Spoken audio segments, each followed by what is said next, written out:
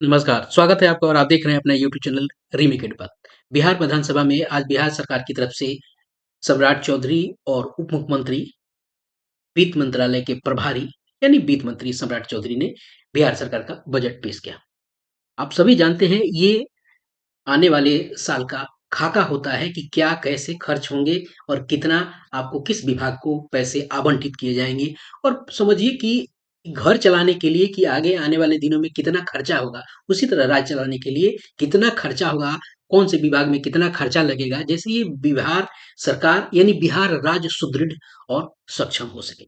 इसी निमित्त बजट हर राष्ट्र का आता है, हर राज्य का आता है, उसी अनुसार बिहार का भी बजट आज पेश किया गया सम्राट चौधरी जो वित्त मंत्री हैं।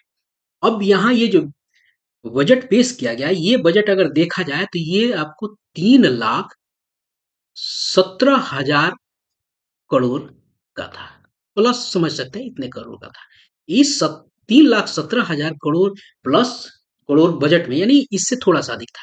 इसका 20% अगर हिस्सा किसी विभाग को दिया गया है, वह विभाग आपका है शिक्षा। जी हाँ, शिक्षा। अगर देखा जाए आंकड़ों में देखा जाए तो 60,000 कुछ रुपए आपको अगर इस पूरे तरह से उसको देखा जाए तो 60,974 60,974 करोड़ रुपए ये शिक्षा विभाग को दिए गए। जी हाँ, आप सही देख रहे हैं।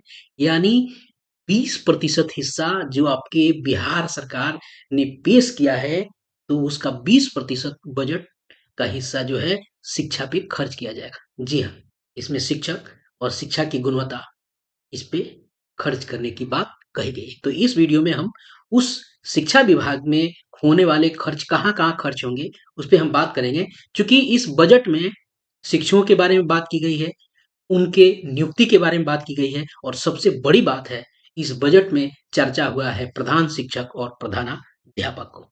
तो चलिए देखते हैं कि किस-किस मद में ये सरकार अपने पैसे को खर्च करने की बात इस बजट में कही है और क्या बातें कही गई है प्रधान शिक्षक और हेडमास्टर के नियुक्ति के लिए और शिक्षकों के नियुक्ति के लिए। चलिए हम ज़रा देखते हैं और चलते हैं हम पेज नंबर 29 पे। मैं ज़रा पेज नंबर 29 यहाँ से ले लेता हूँ। पेज नंबर 29 पे हम चलते हैं। हम आ गए हैं पेज नंबर 29 पे।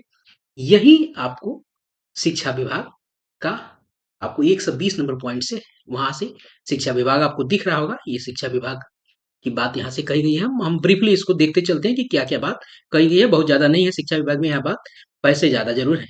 चलिए आइए देखते हैं क्या है, क्या कह रहा है पॉइंट नंबर 120। इसमें कहा गया है कि युवाओं की पढ़ाई के लिए पैसे की कमी और आपको बाधा नहीं पहुँचे यानी जो नौजवान हैं उनकी पढ़ाई के लिए पैसे की कमी नहीं होने दी जाएगी। इसके लिए हमारी सरकार स्टूडेंट क्रेडिट कार्ड के तहत सुगम ऋण आसान शर्तों पर उपलब्ध करा रही है। वहीं उनके रोजगार के लिए कौशल विकास के साथ-साथ उद्यमिता को बढ़ावा देने के लिए स्टार्टअप सहायता योजना सहित कई स्तर पे पूंजी की सहायता जैसे प्रदान कर रहे हैं। उसके बाद आते हैं अगला क्या है 4-5 पॉइंट में शिक्षा विभाग को यहाँ जो उनके उन पे होने वाले खर्च हैं उसके बारे में चर्चा की गई है। चलिए थोड़ा-सा देख लेते हैं, ऊपर बढ़ा लेते हैं। आइए देखते हैं इसको, थोड़ा-सा पेन को हम मोटा कर लेते हैं।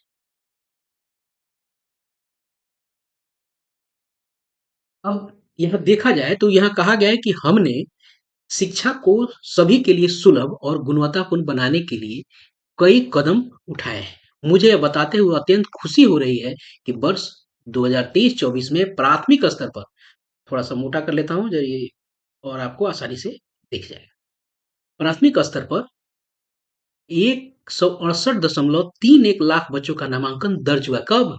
23-24 में, जिसमें लगभग आधी बालिकाएँ हैं। साथ ही साथ छीजन जो ड्रॉप आउट बच्चों का होता है की स्थिति में बहुत सुधार हुआ, बताया गया है। 19-20 में से वर्ष 23-24 के बीच प्राथमिक स्तर के छीजन दर में 14% अंकों की गिरावट आई है।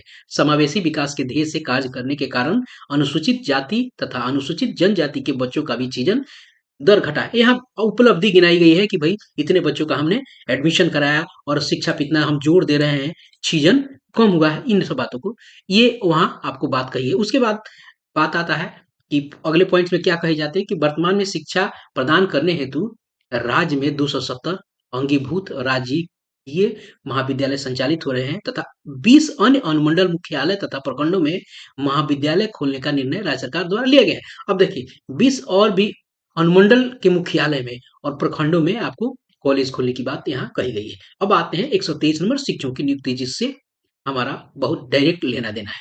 इसमें कहा गया है कि आयोग के माध्यम से राज्य के सरकारी प्रारंभिक एवं माध्यमिक विद्यालयों में 2 चरणों में 2,17,272 अध्यापकों की नियुक्ति की गई है। अभी जो नियुक्ति की गई है आपको टीयर 1 और टीयर 2 की, उसकी चर्चा यहाँ की गई है। तृतीय चरण में राज्य के सरकारी प्रारंभिक और माध्यमिक विद्यालयों में 66,800 अध्यापकों की नियुक्ति का कार्य प्रक्रियाधीन है और यहाँ यह बताया गया कि 36,947 प्रधान शिक्षक और 5,971 प्रधानाध्यापक की नियुक्ति संबंधी कार्य प्रक्रियाधीन है। यहाँ इस बात का जिक्र अगर चूंकि बजट में है, तो बहुत सारे लोग को लग रहा था कि ये कहीं ठंडे बस्ते में तो नहीं चला गया, तो नहीं, ठंडे बस्ते में नहीं चला गया है। आने वाले दिनों में बताया जा रहा है कि 2 से 4 दिनों में आपको जिला आवंटन हो जाएगा। जैसी खबर आ रही है कि जिला आपको आवंटित हो जाएगा। जब जिला आवंटित हो जाएगा, तो 20 तारीख के आसपास, हो सकता है 15 से 20 के बीच में, आपको आपकी नियुक्ति पत्र आपको दे दिया जाए।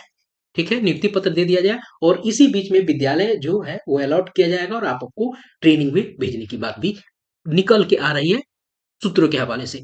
ये कितना पुष्ट है, मैं इसकी आपको सत्यता पे बहुत ज़्यादा अपनी विचार नहीं दे सकता। खबर ऐसे निकल के आ रही है, सोशल मीडिया पे आप देख भी रहे हैं। मैं इसको पुष्ट नहीं कर रहा हूँ, कितना सत्य नहीं है, लेकिन बात ऐसी निकल के आ रही है, लेकिन प्रामाणिक सूत्रों से, इस तरह के नहीं आ रहा है कि ऑफिशियल सूत्रों से ये नहीं चीज़ें निकल रही है। लेकिन इतना ज़रूर है कि ये ठंडे बस्ते में बिल्कुल नहीं गया है। जब बजट में इसका प्रावधान दिखा दे, प्रावधान क्या है, इसका ज़िक्र कर दिया बजट के भाषण में, बजट के आपके डॉक्यूमेंट्स में किया गया। आपको 1 से 2 दिन पहले राज्यपाल महोदय ने भी इसका चर्चा किया। इसकी चर्चा आपको मुख्यमंत्री ने भी, जो कल सक्षमता 2 के जो वितरण हो रहा था, उसमें भी उन्होंने जिक्र किया, सक्षमता 2 वाले पत्र में, जो नियुक्ति पत्र के वितरण हो उसमें था। यानी ये ठंडे बस्ते में बहुत सारे शिक्षकों को ये है कि हो सकता है इसको ठंडे बस्ते में डाल दें। ये ठंडे बस्ते में जाने वाला चीज है नहीं, क्योंकि ये मील का पत्थर आने वाले दिनों में विद्यालयों में होने जा रहा है, क्योंकि एक योग्य लोग और ऊर्जावान लोग विद्यालयों को मिलने वाले हैं। उसके अलावा यहाँ डीबीटी के माध्यम से 124 वाले पॉइंट में डीबीटी के माध्यम से यहाँ बताया गया है, देखते चलते हैं। विद्यालयों में अध्ययन छात्र छात्राओं के लिए 2024-25 में मुख्यमंत्री किशोरी स्वास्थ्य योजना, मुख्यमंत्री साइकिल योजना, मुख्यमंत्री बालिका पोशाक योजना, मुख्यमंत्री बालक पोशाक योजना, मुख्यमंत्री बालिका इंटरमीडिएट प्रोत्साहन, यानी जो भी चल रही है योजनाएं बच्चों के लिए, जिसमें स्नातक इंटरमीडिएट की प्रोत्साहन योजना के लिए आपको इतना ये राशि आपको जो अलॉट कराई गई है। फिर बिहार स्टूडेंट क्रेडिट कार्ड योजना के चलते इतना जो बच्चे लाभान्वित हो रहे हैं उसको बताया गया है, यहाँ जिक्र किया गया है।